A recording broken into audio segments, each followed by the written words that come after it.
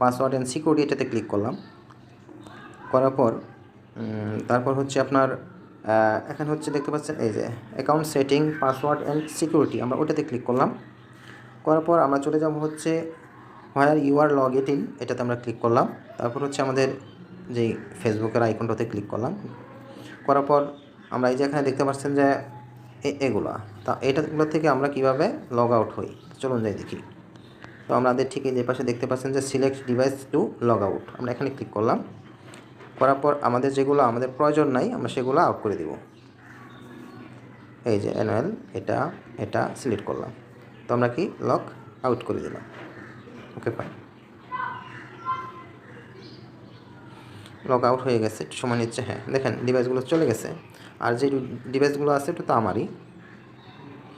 তো বন্ধুরা সবাই ভালো থাকবেন, সুস্থ থাকবেন, কথা হচ্ছে অন্য কোনো ভিডিওতে। ফলো লাইক সাবস্ক্রাইব করতে ভুলবেন না।